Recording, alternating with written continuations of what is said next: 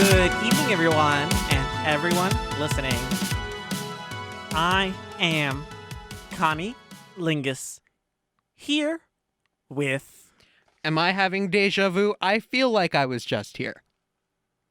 Here with another edition of 89.1, also known as WNYU's very own. Category is Dragcast Interview Stravaganza. Why is it an interview stravaganza? Why we have an interview this week. And who are we interviewing? You get to find out. Well, you read the title if you're reading this online. If not... If you're on the radio, then you still don't know. And surprise radio listeners, we spoke with the wonderful Honey Davenport. So listen in. We have with us today a singer, actor, activist, and drag queen that was the queen bee of her season on Drag Race. I'm happy to have with us today the wonderful Honey Davenport. How are you today? I'm great. It is a lovely day in New York City. It's like some kind of like lunar eclipse or something. Right? Is it? Or is it like, is something in retrograde? Always. Something's, but only since I've been an adult. Like when I was a child, nothing was in retrograde. Like that wasn't a thing. Yeah. Because if that was a thing, trust me, in high school, I'd have been like, I didn't do my homework because Mercury is in retrograde. Like that would have easily been something, like, I'm sorry, Mom, I didn't do the dishes. Mercury is in retrograde. But now that I'm an adult and there are real consequences, now all of a sudden Mercury goes in retrograde. Yeah, I feel like the queer community exceptionally has like super taken on astrology as their thing. So now you hear everyone talking about like the star signs, how they can't date Scorpios, and It's always Scorpios. Why is it always Scorpios? I don't It's like, get it. no, sis, I'm sorry, you are a poor excuse for a human being.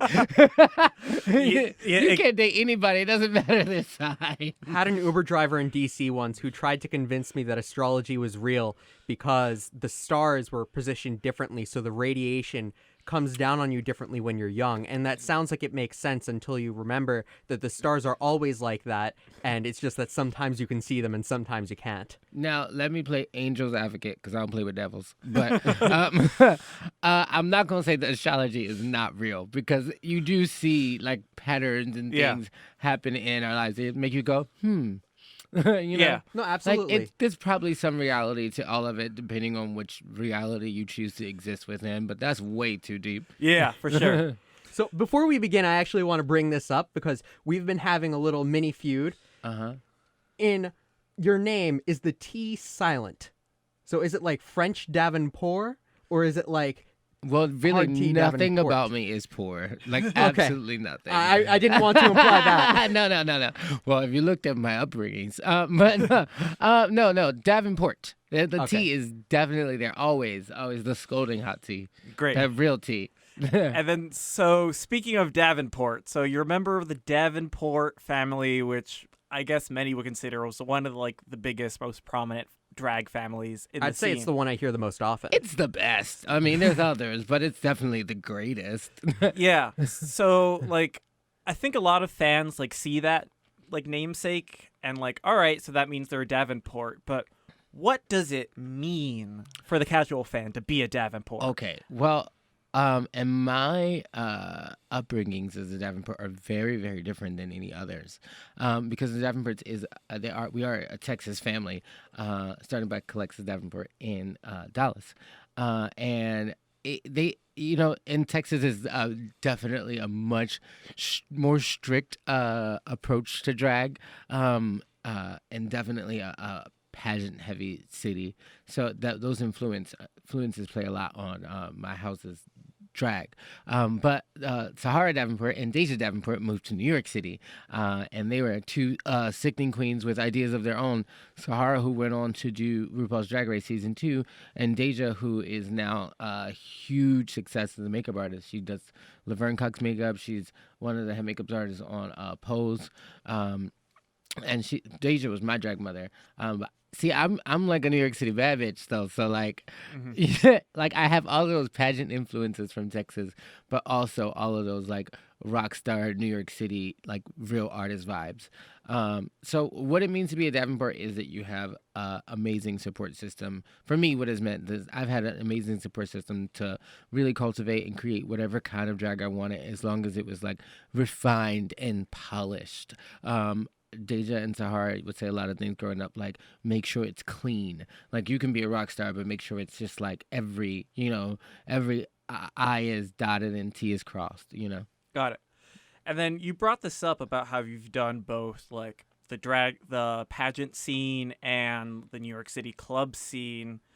Has doing club shows influenced your pageantry and all, and vice versa? Absolutely. I really started doing pageants when clubs like, Splash and Excel started closing, and there weren't really stages for me to put together production numbers. And I, as a drag queen, actually, me as a person, I am a production. Like, it's like a lot in life.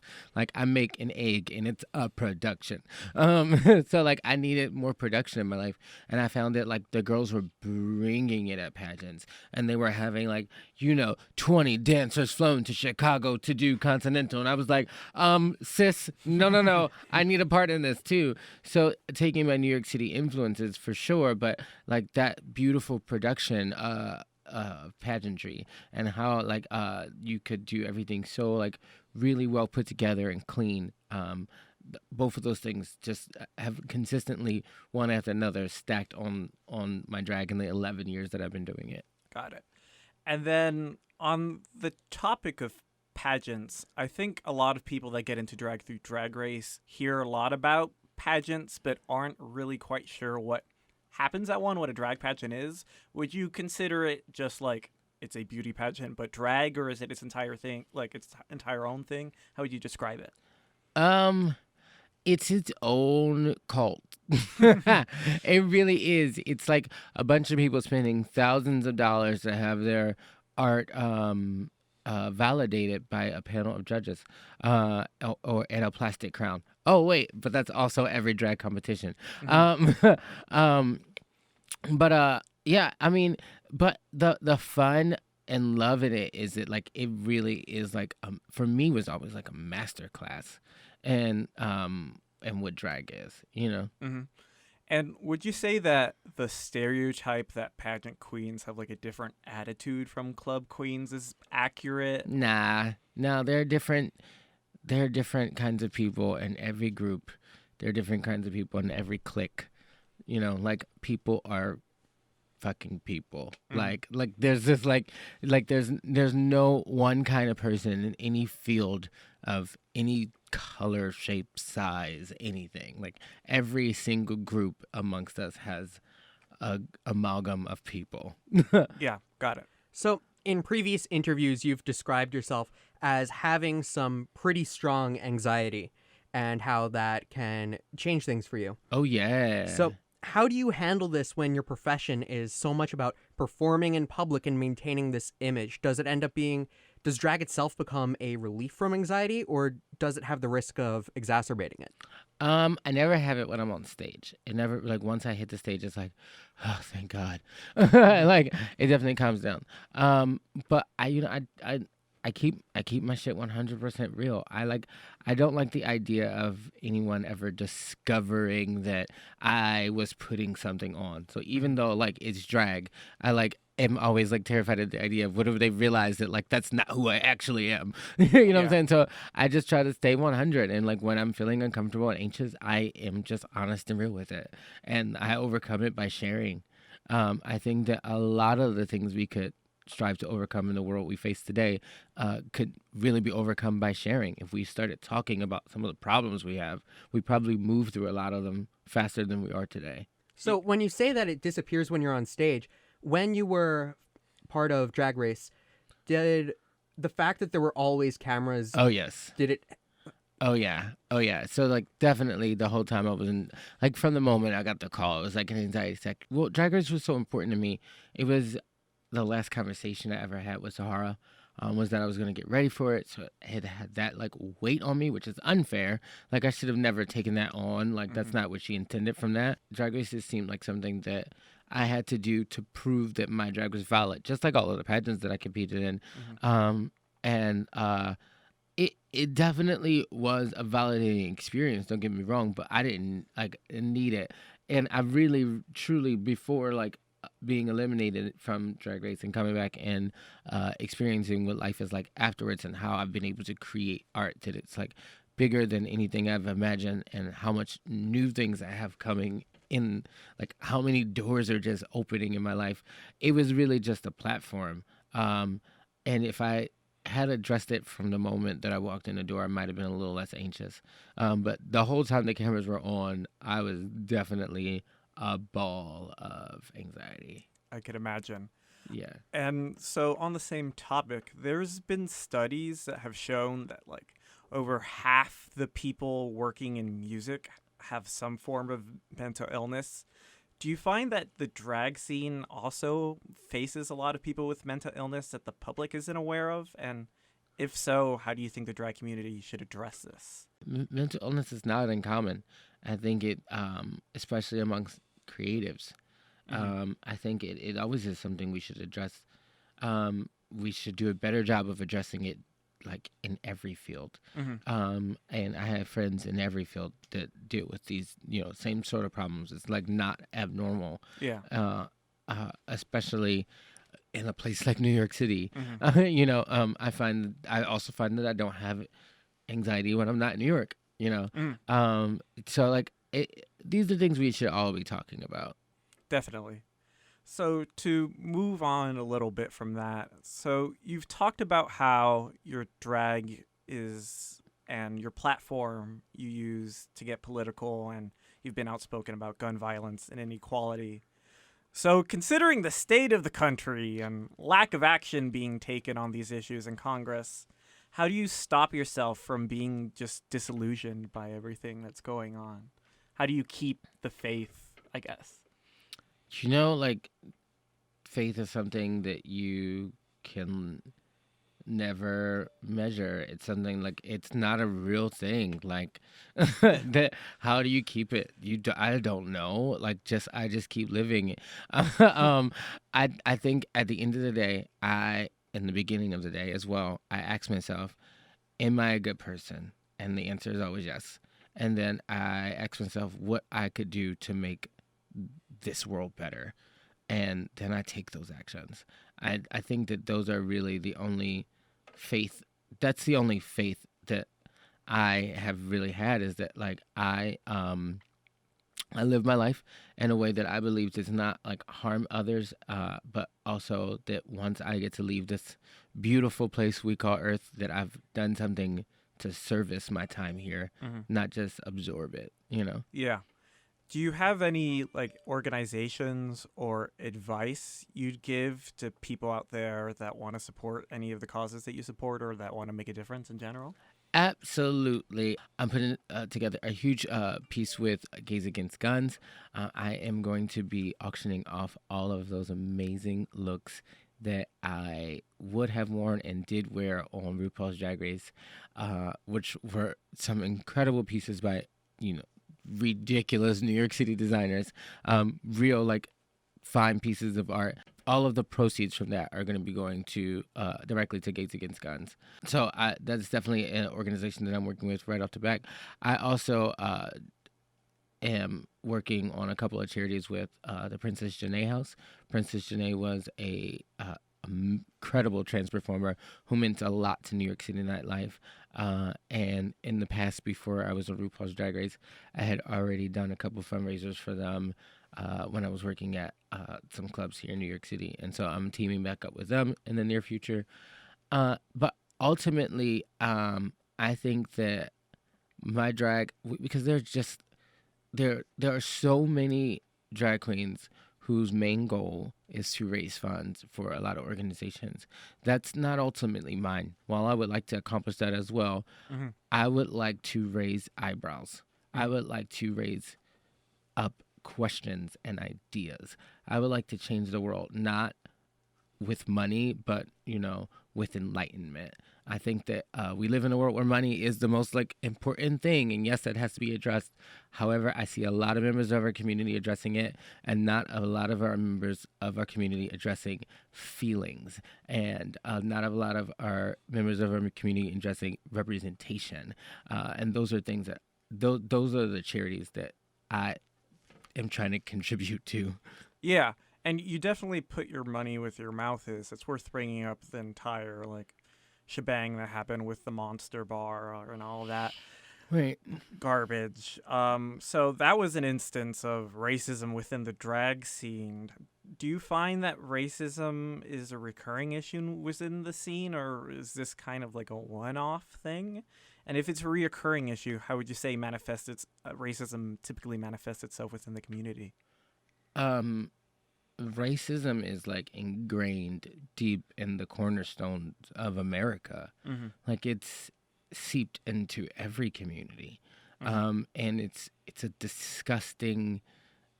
I used to think of it as a cancer, but it's curable. It's a disgusting disease that has seeped all over to who we are as Americans. And so it's consistent in our community and in every community. How I think we address it, how I think we move forward. I was just in a dressing room.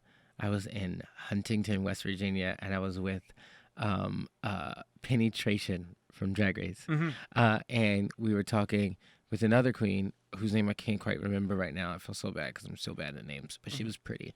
And we were talking about reparations, and I was like, honestly, I don't even need anything backward. I don't need back pay. Can we move forward? Yeah. Like, can we start having conversations about how we treat each other in the future? I don't really care about what you did to me yesterday if tomorrow's better. The way we repair is start talking. I think we're doing a lot of fighting. We're doing a lot of calling out. But then what happens after you call somebody out? Now, if you don't know, immediately after I called the Monster Bar out, I also then invited the owners to a Let's Talk About It live session where we could speak about what just happened in front of a live audience. Why it had to be live? Because if those problems are brought to the forefront, so should their resolution. Mm-hmm.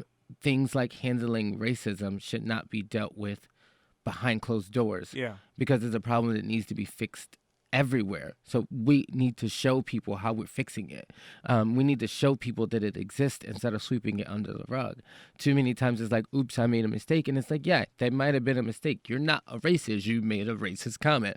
Cool. Address this outwardly. Let everybody discuss how it felt so that it never happens to anybody again. Yeah. Mm-hmm. Makes sense. So 2 days ago, it will have been a week when we actually air, but 2 days ago for us, we saw the last day of Pride Month come and go. Yeah. So what particular accomplishments made by the community over these last 50 years make you yourself proud? And is there anything within the Pride movement itself that you'd like to see change, strengthen, or anything over the next 50 years? There are way too many accomplishments to even like call out a few or like pick out a handful. We are just such a resilient people that we are accomplishing new things every single day.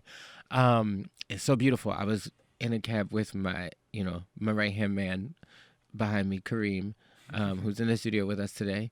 And I was just like, imagine what like 13-year-old us would have felt like in New York City right now, like seeing rainbows everywhere.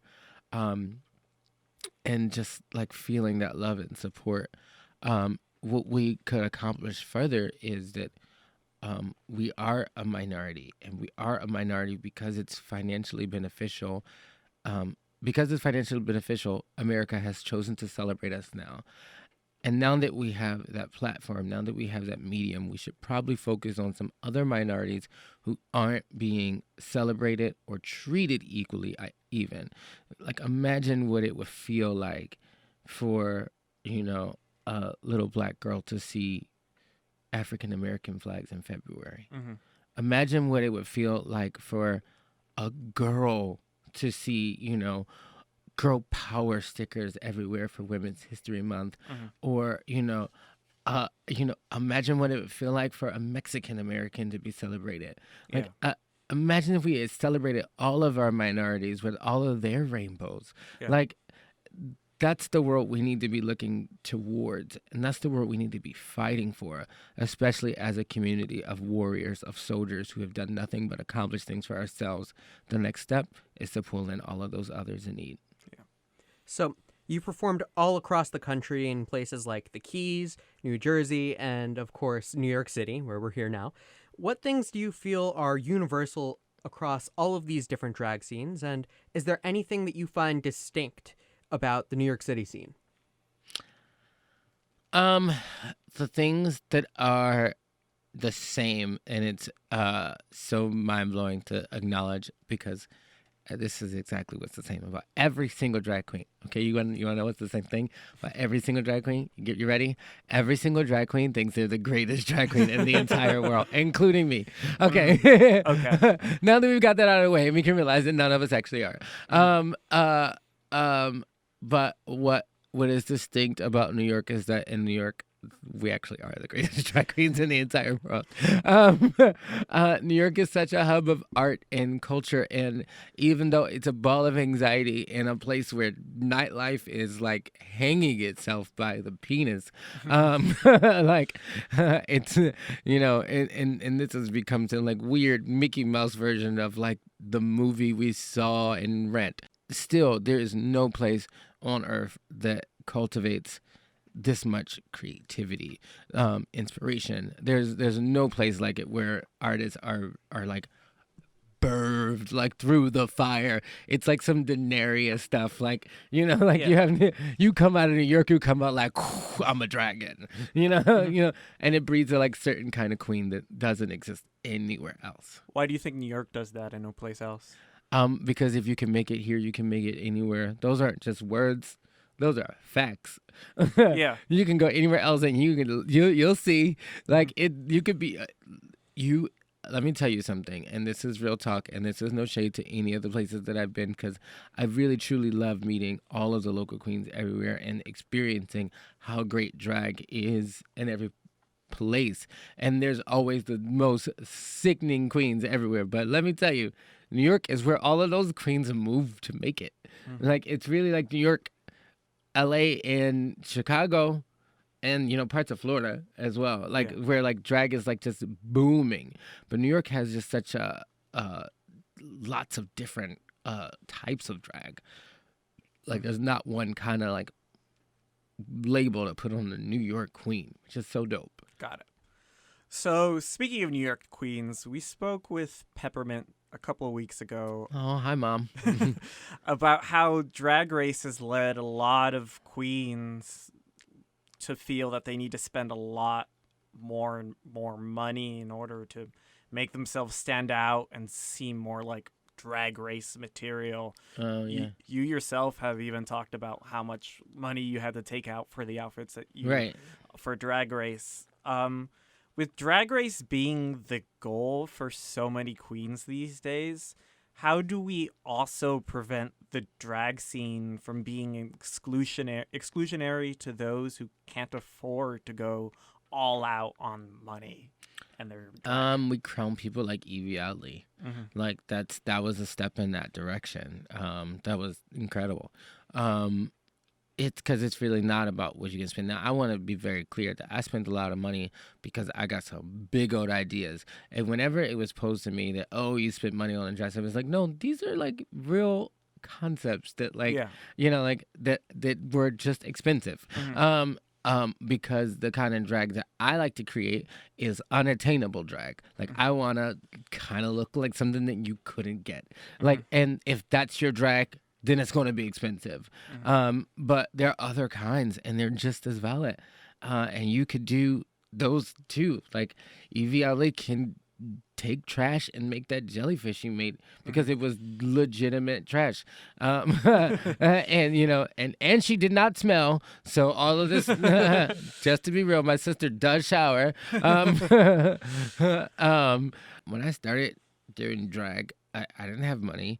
Some of my favorite looks were like, traffic cones sewn into a leotard and purses sewn into, shoulders pads. And like those things look like couture, girl. Like I wore them like they were the ticket. Yeah. They got me to where I am today. Now I'm not in a place where I'm like creating those things left and right, but like so many pieces and elements, even though my drag is expensive, so many pieces and elements are those like still safety pinned, hot glued ideas that pull it all together, and that's so much of the brilliance. We can never forget that. Yes. Regarding these outfits that you had commissioned, you've said that your fringe look that you showcased on Drag Race, which, by the way, I'm just going to put this out there. I usually hate the fringe category, but yours was one of my favorite outfits that thank week. I was you. really surprised. I forget if it was like my favorite overall, but I definitely remember praising it. I'll just let you go ahead and say it was your favorite. Of course, favorite one overall. Thank you. So, you've said how it represented everyone lost to gun violence. Now, this made me consider, of all of the looks that you didn't get to use and debut on the show, which one was your own favorite that you really wish you could have showed off on Drag Race? My favorite look that I wish that I could have shown on Drag Race, for the sequin runway, I had Diego Montoya make me a beautiful gown, and we went back and forth with doing, because I was getting to the place where I was about to do all of these honey and bee themed costumes, and I knew I was about to do all of that for branding reasons, and he like posed to me that like maybe he should do something like that, and I was like, I'm working on that already, so let's work on something else. And he said, like, what if you did muted sequin? And I said, oh yeah, like natural things, like Mother Nature. So we came up with this like Mother Nature idea for it. And it was so important to me because I've been able to like not only just power through and have like a beautiful life and career for myself, but I've been able to be a really big part of a lot of other people's careers. And in New York City nightlife, we call that a drag mother, but it because I legit have babies. And my baby Jace Vegas helped me pick up that dress, and I tried it on and like burst into tears, and it was like, this is just the most beautiful thing. And I'm sitting here with like I felt the awesomeness of how much it meant to be me for other people, and I wish I'd gotten to share that. Got it. So for those of us who didn't get to see it, in that case, where can we see it now? You can check it out on my Instagram, Honey Davenport Official, which for some reason is shadow banned, mostly because I'm a black person who shows his butt, because if I was a white person who showed his butt, that wouldn't happen. Exactly. But also, you can check out that beautiful dress in my music video for Cocoa Butter, which features Kareem McJagger, Chase Vegas, Will Sheridan, and Nidra Bell.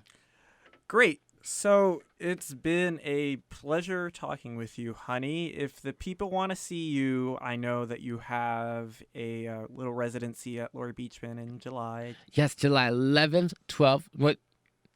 11th, 12th, 13th. Oh, look at me.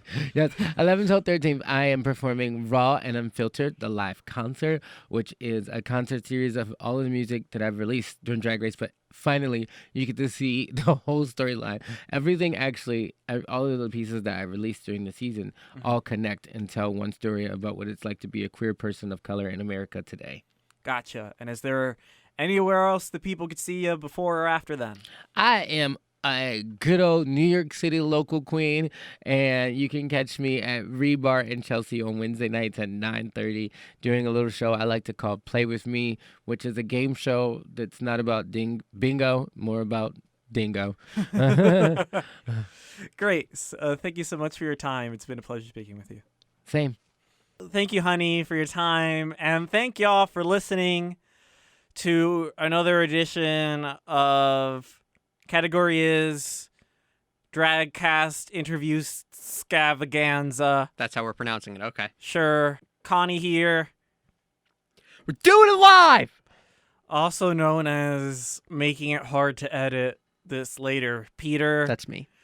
Listen to us wherever you listen to things. If you're listening to us on FM radio, then you can find us on Apple Podcasts and pretty much anywhere else. If you're listening to us pretty much anywhere else, then you can find us in the New York City area on 89.1 WNYU.